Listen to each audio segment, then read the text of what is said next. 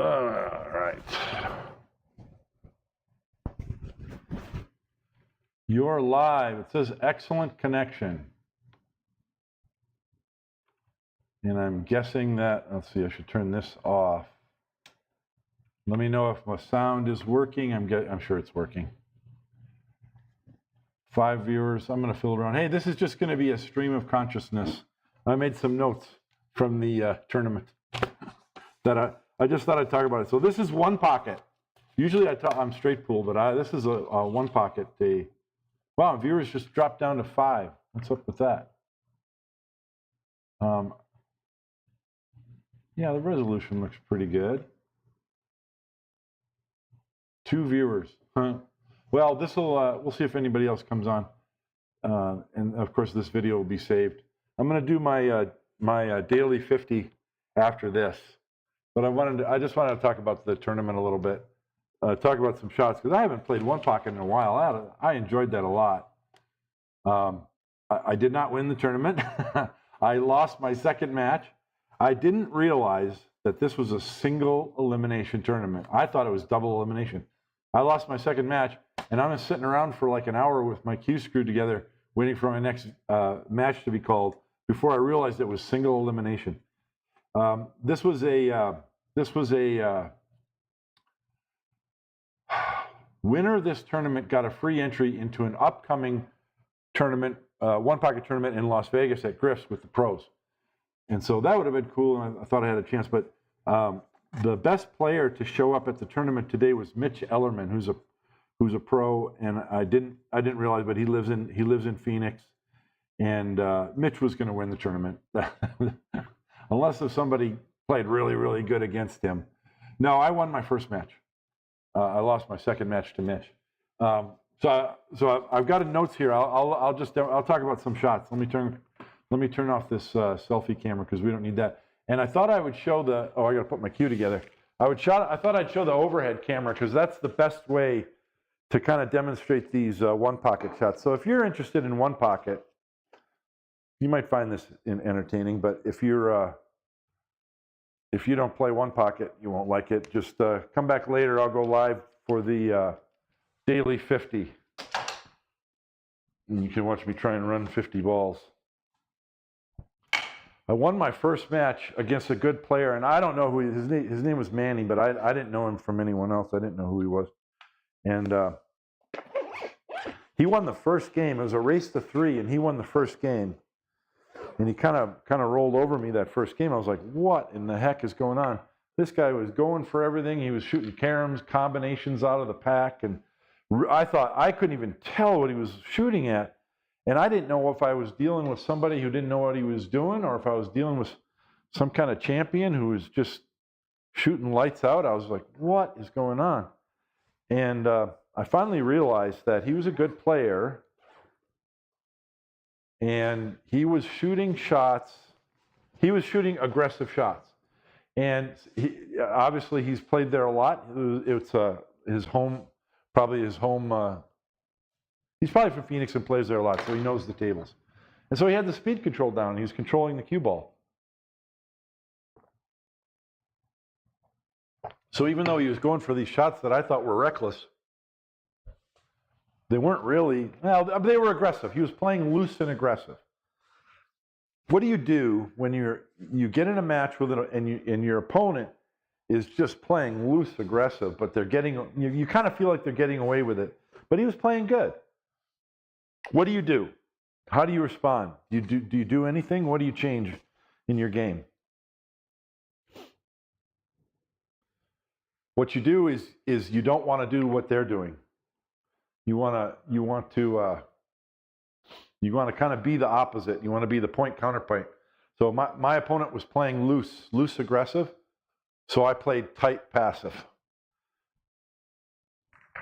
And once I realized that, I won the next 3 games and won the match.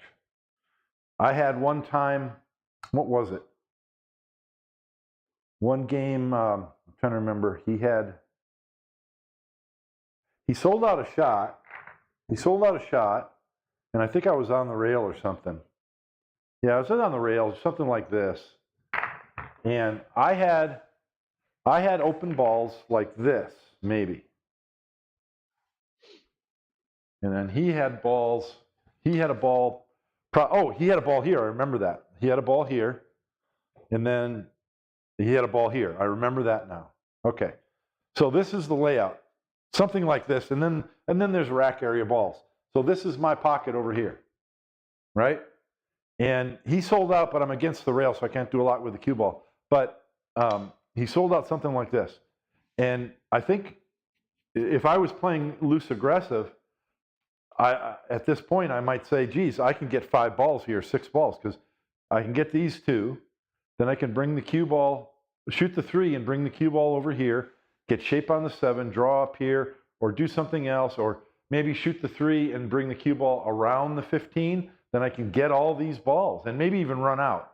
But probably 5 balls. I don't know if this ball was like this. But the point is, he was playing loose aggressive.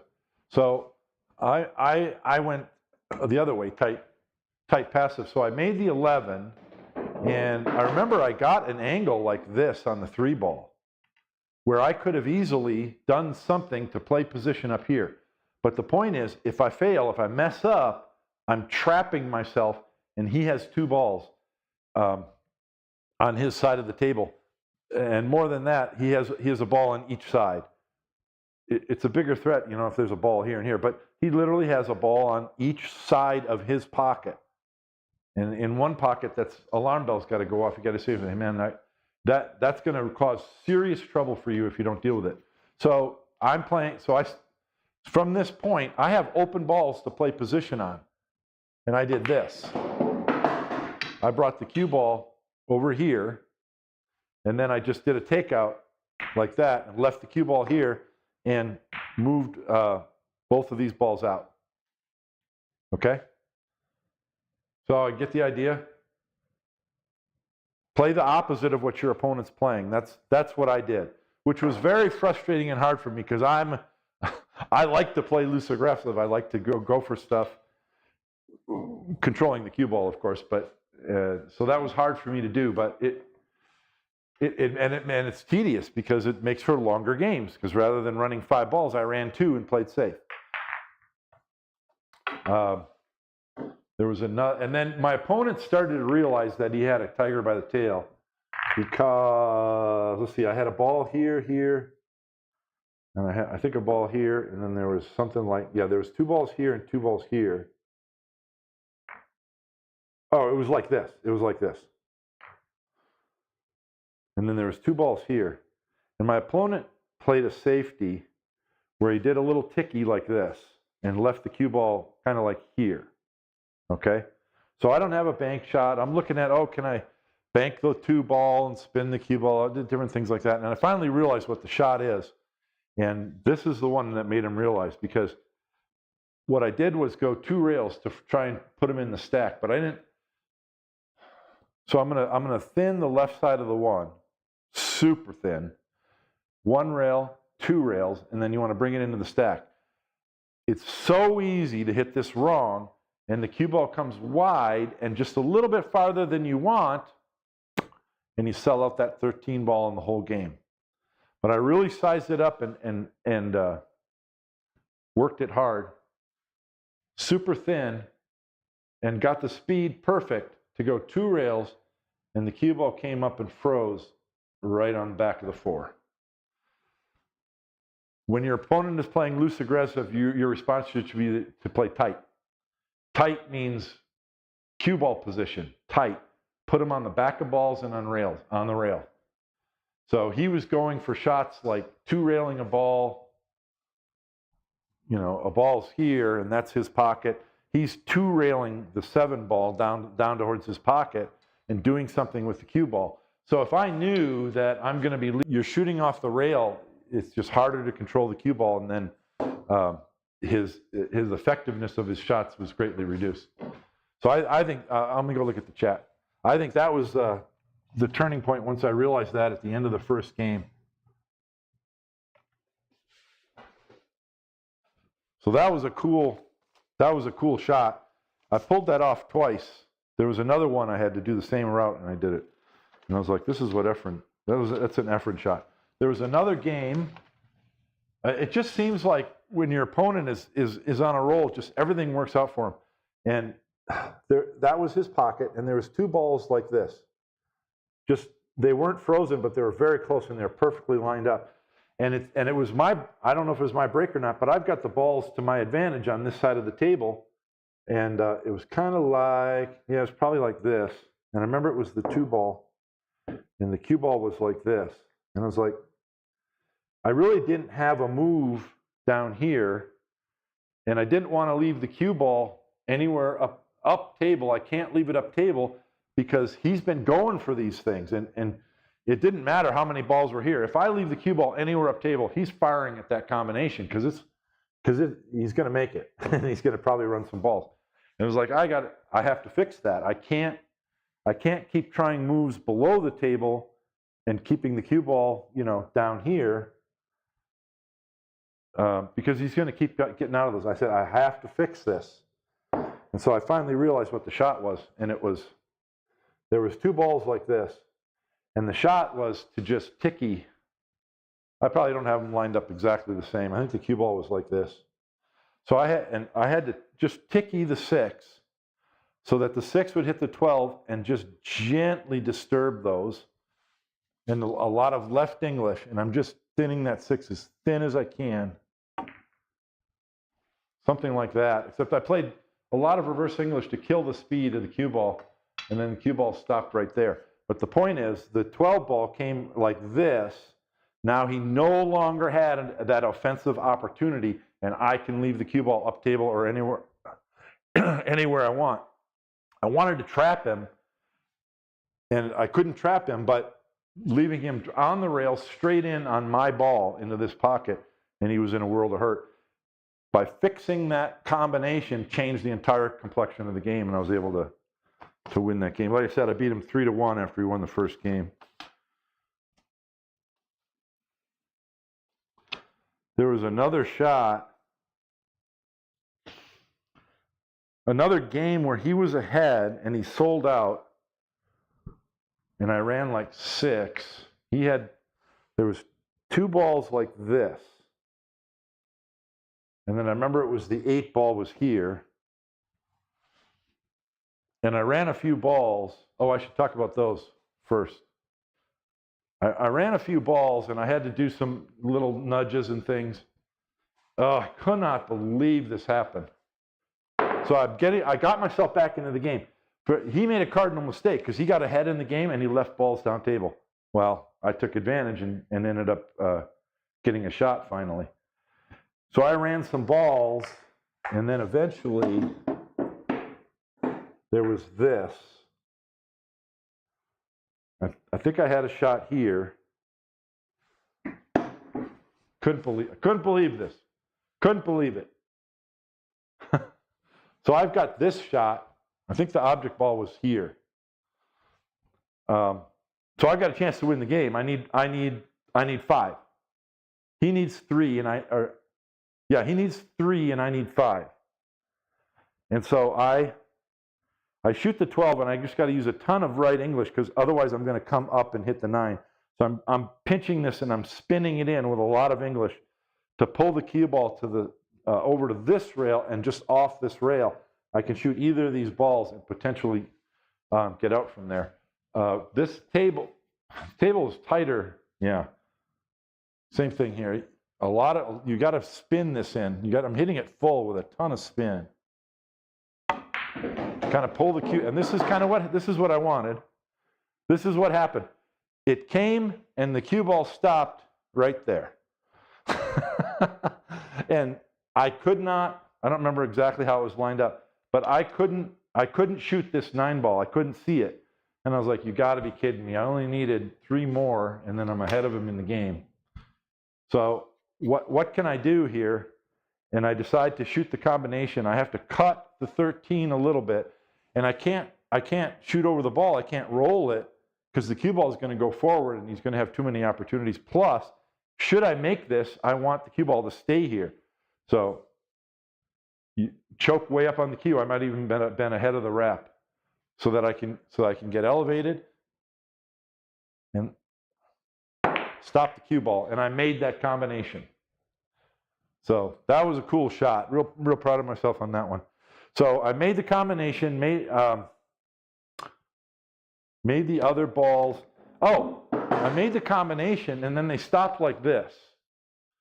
Okay? So I'm like, okay, just hit this ball, go to the rail, come over here, then I've got an angle on the 9 to either try and get behind the 8 or bank it or do something else. So this is what happens when you're not familiar with the table. Because I shot this 13, and the cue ball stopped here. I'm like, what the heck? When it started rolling over here, I said, elevate me again. I love it. And I think this ball was, I don't know where this was. So now I'm elevated again. And all I can do is this. Made the ball. The cue ball stops here. So what do you do from here? I just got myself back into the game. I now need 1, and my opponent needs 3. Okay? I look at the shot, and of course, I've got a 2-railer on the 8. I can go, side rail, long rail, back down here. I've got to use a little bit of left English, I think, to make sure the 8 goes short, because I don't want to hit the side rail. I don't want to leave him a bank. And I'm going to put the cue ball up table. But when I look, and I'm looking at it, at first I thought there might be a double kiss. I was like, no, there's no double kiss. Especially if I use left English, there's not going to be a double kiss. The 8 ball's going to go, they're not going to cross each other at all. The problem with the shot is the cue ball is going to come up to this part of the head rail, and he's going to have a window to cut that 1. But I said to myself, that 8 ball, if I don't make the 8, it's going to be hanging in the jaws or right here, and he's not going to want to shoot that 1 ball. Let me see how I do here.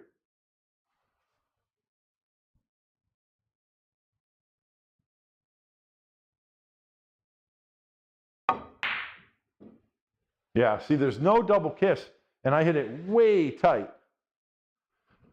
That's exactly what happened as far as the final positions. I didn't hit that very well. But what happened was, I shoot the 2-railer, and I hit it horrible. I hit it way too full. The 8 ball comes here, and it actually hit the side rail here. I hit it horrible. And then the 8 ball came down to here. And the cue ball stopped up here. So what does my opponent do? He does exactly what I knew he would do. Yeah, I hit that terrible because I'm trying to demonstrate a shot while I'm talking. He cut that 1 ball in. He made a great shot, and the cue ball stopped perfect right here. So I should have lost this game. Because he shoots, I'm talking, I'm not making balls. The cue ball came up here like this. Now he's got to slow roll this so that he doesn't scratch in the side. Let me think what happened. I can't remember what happened, but he missed it. I couldn't believe it. He missed it and left it here, and I had a takeout. And then only 1 inning later, we each played a safe. 1 inning later, the last ball on the table stopped somewhere like here, and the cue ball was way in the open like this.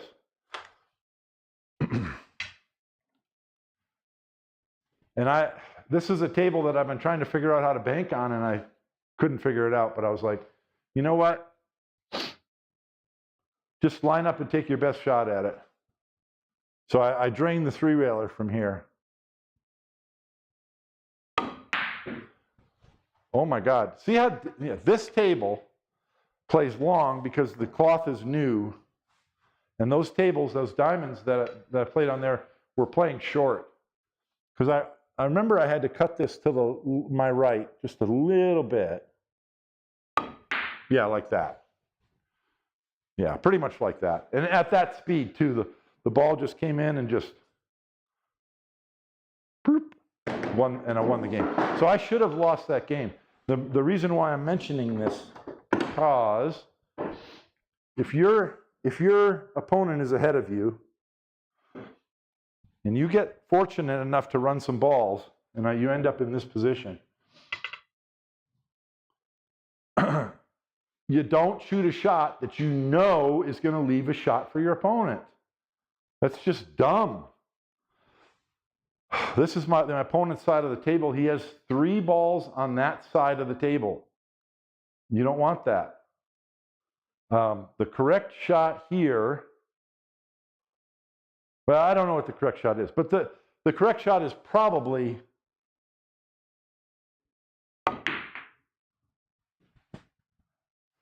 the correct shot is not what I did. Don't leave him. This is okay. I mean, he's got a 3-railer on the 2 ball. You can't protect against everything. And I played a poor cue ball. If the correct shot is to do what I've been doing and play a tight cue ball. So it's possible that the better shot from here would be not trying to manage the 2 as much, but just that's terrible too, get the cue ball all the way down here. Even though that ball comes back over to his side, there's nothing offensive from here. I'm ahead. I need 1. He needs 3. I'm going to win the game. Don't shoot a shot that you know is going to leave your opponent a shot. Now, if I left, if the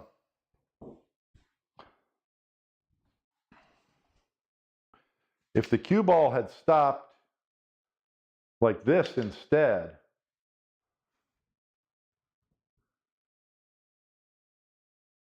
of course, I'm not taking my time now because I'm talking, but in other words, if I can leave the cue ball here, where the best thing he has is a combination, that's not as bad. I still don't like it. I'm kind of thinking it through on my own right now. The other thing I thought about doing when I was looking at this was, this ball was kind of out here, and I thought I had the opportunity, if I wanted to, I could have done this as well.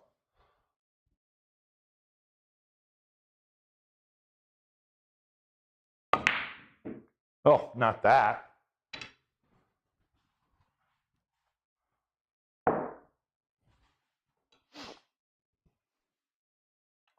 Yeah, I thought I could have done this.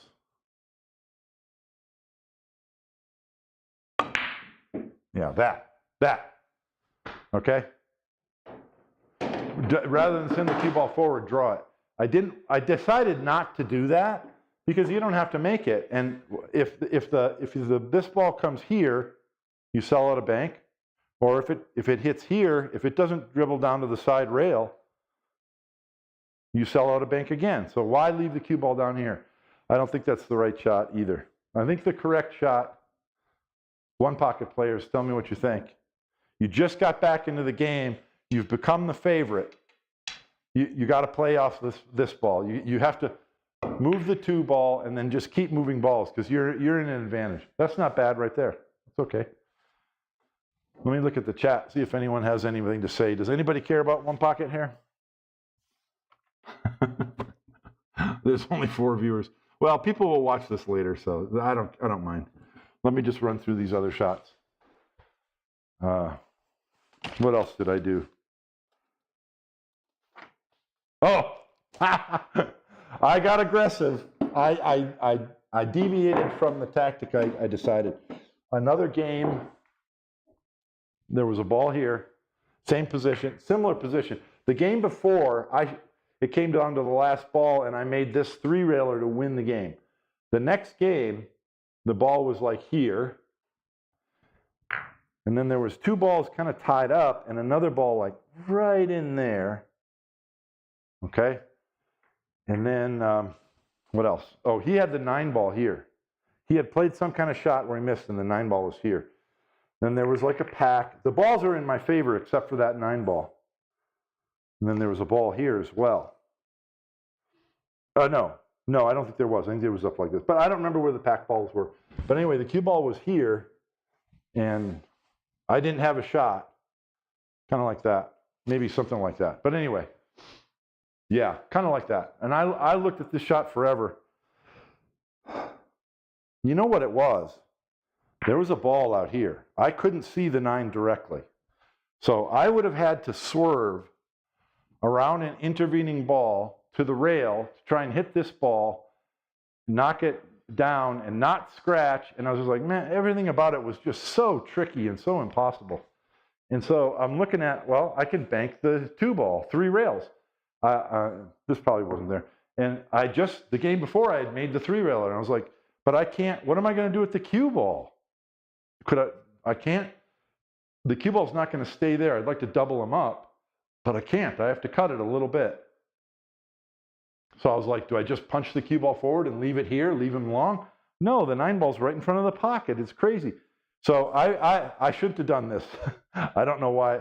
And I thought about banking the 2-ball 1 rail and crashing into these to try and send them towards my hole. And then I could send the cue ball side rail, side rail,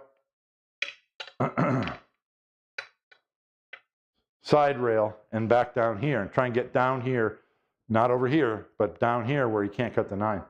And I finally realized I probably won't pull it off now. Let me try it again. Let me try it. So I shot the 3-railer on the 2-ball like this.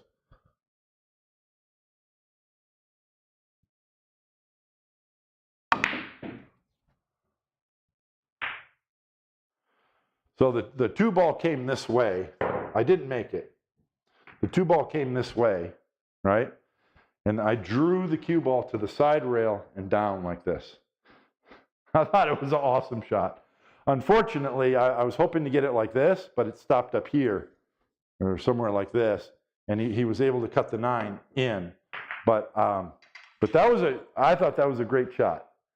I couldn't see any better opportunities. Even though I sold out a ball, he couldn't do anything. He tried to cut it thin and nudge the rack, and I stayed in control and won that game as well. But that was probably the most aggressive shot. In fact, I was down on the ball the first time to shoot it, and I got up and I was like, man, this shot is crazy stupid. But the more I looked, I couldn't see anything that was better. So I shot it. What else? Oh, same game. Later in the game, he scratches. Later in the game, I need 3. He scratches. There's only a few balls left down table, but this problem up by the side rail is still there. So he made a ball and scratched. So a ball comes on the spot. There's a ball up here and a ball probably about here. Okay. So I need 3. I got ball in hand. What do? When I get down and sight the 7, I think there's just barely enough room to cut the 7 ball in the corner without touching the 14. But if I flinch, I'm going to hit the 14 and it won't go. And he's got 2 balls on his side of the table to go. So, what you would love to do, if the 14 ball wasn't there, I'll put the cue ball here, cut the 7 in, come over here, shoot the 6, the 13, and I win. But what are you going to do? What are you going to do from here? So what I decided to do, I'm not going to shoot the 7 and sell out.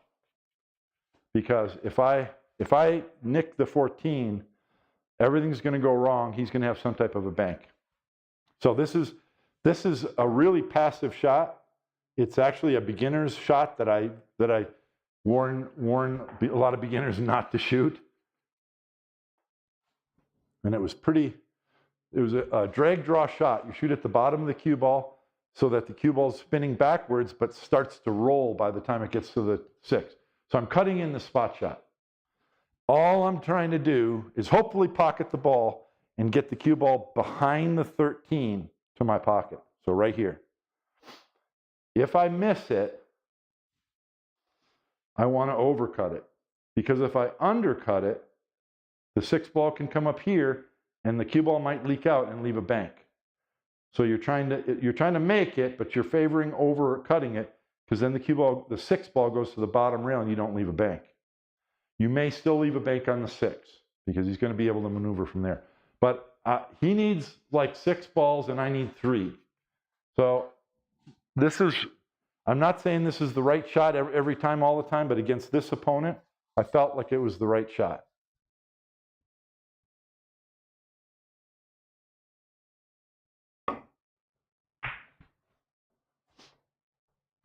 Okay? Now, your opponent from here can probably bank the 13. Yeah. But they're going to sell out unless they hit it hard, and then they have a chance of coming up here and selling out there. But I made the ball, and since I made it, and the cue ball did not stop here, it went up here. This ball was actually like that. Okay? So now I need 2. So I look at this position right here is where I want to get. So I've got to tap this in on a table I'm not familiar with. So I'm just playing it pocket speed to try and get the cue ball. My table is a completely different speed than that table. And the cue ball came right up here. And that was the last game. He didn't make me shoot it. He shook my hand and said, good match. I thought that was an interesting choice. I mean, I could just barely see the 7 ball go in past the 14. And I just felt like this shot is a shot that can go wrong. Yeah, see, and I missed it. You got to stroke it firm. I thought the other way was much, at least against that opponent, was a better choice. Let me know what you think. Let's see. What else? Oh, I got to tell you about this. So I played Mitch Ellerman. He beat me 3-0. But I should have won the first game. I won the coin toss, which is awesome in a race to 3-1 pocket, because it means in order for your opponent to win, they have to break serve at least once. And so I'm like, yes, let me win on my break. So I played I think it was a pretty good break. It wasn't outstanding. But I end up with something like this. I don't know exactly how these balls laid. This was really cool. So Mitch, I mean, he's putting me in trouble. He's playing good. I remember it was the 5 ball here. And then there was, what else was there? 2 ball was here. And then there was a ball like this. And he leaves the cue ball here. He's challenging me. He left it long. There was a shot like this. So I have a shot on the 7 ball, but it's a cut shot. I'm not sure where the other balls were. Oh, yeah, I am sure where the other balls were. There was a ball here and a ball here. Okay? And a couple balls have been made. I don't remember exactly what. But this is where he left me. What would you shoot from here? This is a cool shot.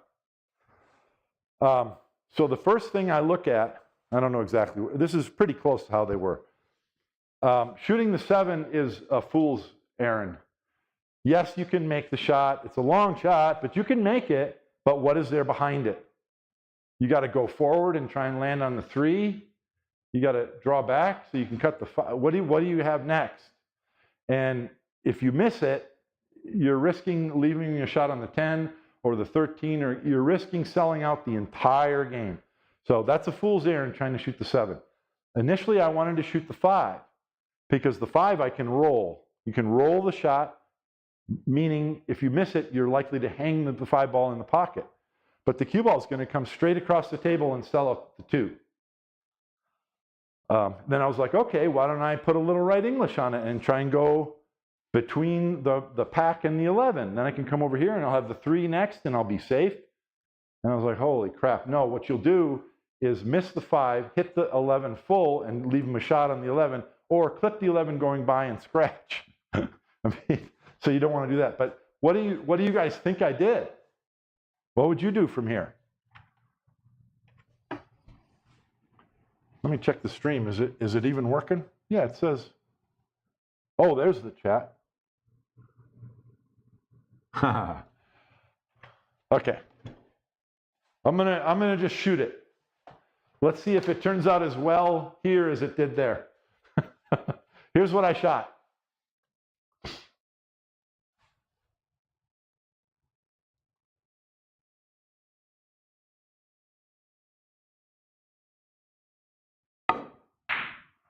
Terrible.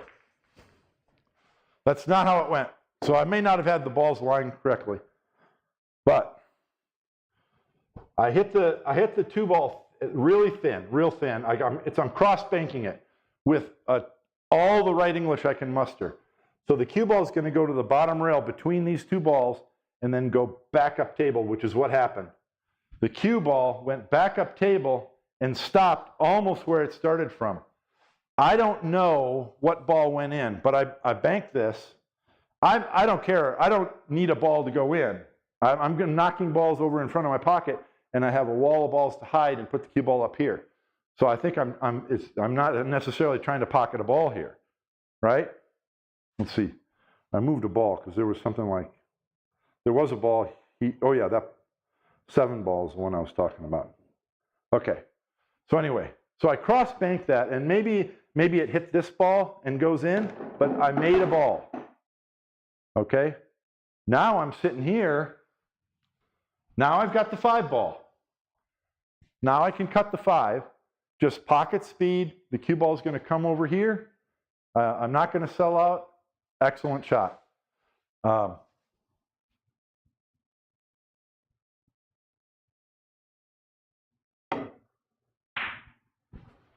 made it. Clean as a whistle. I made that 5. Get in there. Cue ball stops here. I'm like, all right, that's fantastic. So now it's like straight pool. I look at this. At first I thought shoot the 3 and come up and run into these to try and make a shot. I don't remember exactly how these were all laying.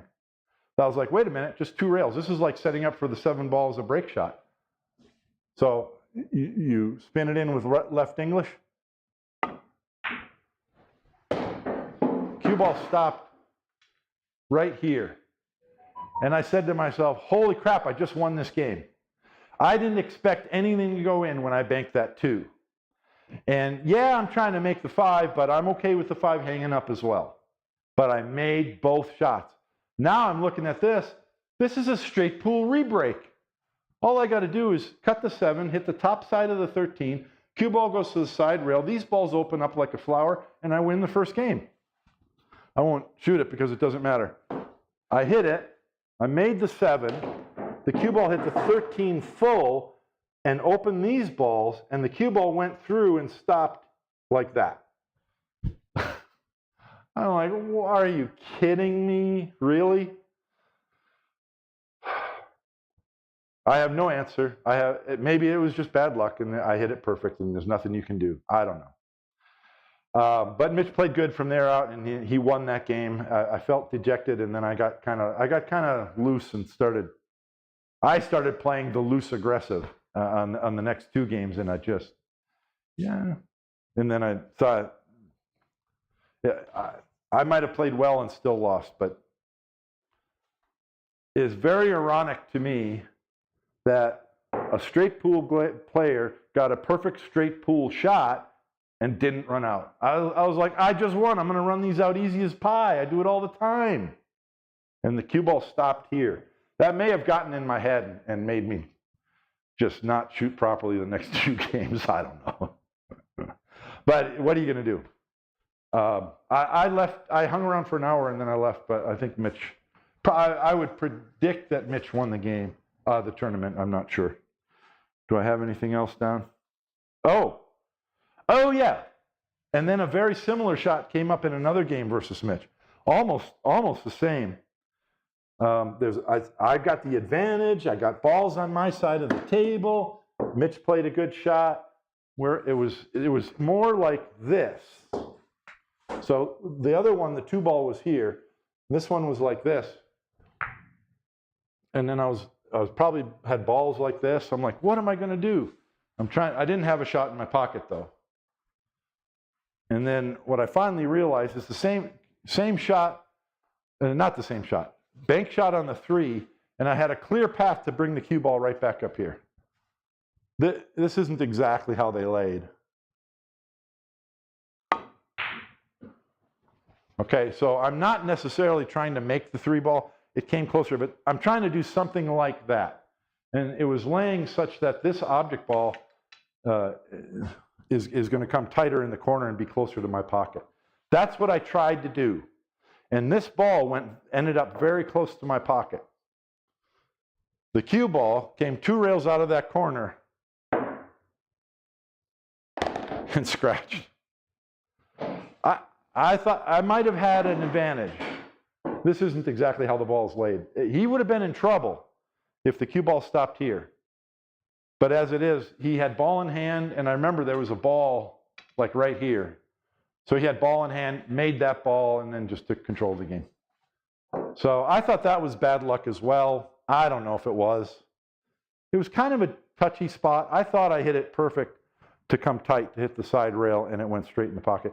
Maybe it was because I'm not used to the tables. I don't need any excuses. I played a good shot. I played a good shot, and it just scratched. So I had a lot of fun, but I didn't play nearly as much pool as I thought I was going to. It was a single elimination tournament, and I thought it was double elimination. So I only got to play those 2 matches. I sat around for an hour. Let me turn this on. I sat around for an hour waiting for my next match. It was single elimination. I was out. So on any other day, I would have stayed there and watched the whole tournament. I was very interested to see the other players playing and to see Mitch especially play other opponents and see how he did. I'm going to get a haircut tomorrow. But because it's an hour-and-a-half drive, I decided to get out of there and I can get some stuff done, come here, relax, and get ready for my do my daily 50. All right. There's only 3 people watching, but I'll go ahead and let this video publish. Maybe some people will enjoy it. I don't talk about one pocket often, and I want to talk about I need new reading glasses too. These guys got I stepped on them or something. They got all skewed. I think people enjoy one pocket. Feel free to leave comments about what you saw as opportunities that I might have missed. Kind of hard because I don't know exactly how all the balls were laid up, but you get the idea of the shots. Give me 20 minutes, 15 minutes, 20 minutes, something like that, and I'm going to go live with the Daily 50. I don't see anybody asking any questions, anything, so I'm going to sign off. Hope you like that. Bye.